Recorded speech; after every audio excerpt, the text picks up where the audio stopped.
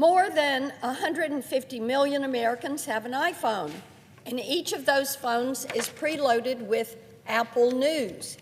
But according to some shocking new reports, Apple has suppressed conservative center-right publications while boosting left-leaning outlets, turning their app into a tool of political propaganda for the left. The Media Research Center, that's a watchdog group, analyzed every story featured by the app during the mornings of January 1 to January 31. 620 top stories featured, 440 of those stories published by left-leaning outlets. The remainder, they came from centrist or unaffiliated sources.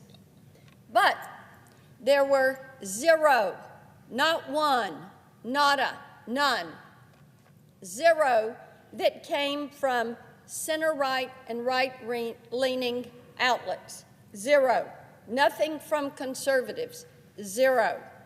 A separate study analyzed stories featured on Apple News over a 2-week span in October. And once again, guess what? Zero articles from right-leaning publications. 54% came from left-leaning sources. So we've seen this playbook before.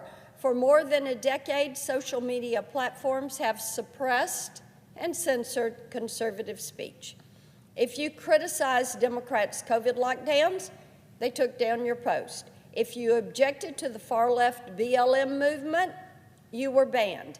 If you were reported on Hunter Biden's laptop and his foreign entanglements, like the New York Post did just days before the 2020 election, your post was suppressed. This censorship undermined the free and open debate that has sustained our nation for now 250 years. Apple has another thing coming if you think big tech thinks they're going to pull this off again. Earlier this month, FTC Chairman Andrew Ferguson sent a letter to Apple CEO Tim Cook, calling on the company to review its policies and warning that the suppression of viewpoints, regardless of political affiliation, could violate the consumer protection rules. Last week, I sent a letter to Tim Cook demanding answers about how featured articles on Apple News are chosen, how the company reviews or audits those decisions, and how third-party news outlets can appeal unfair exclusions from its platform.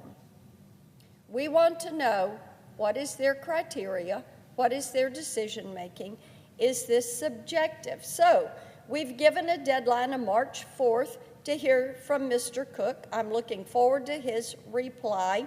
And I think it's important to note that Americans increasingly rely on services like Apple News for their information.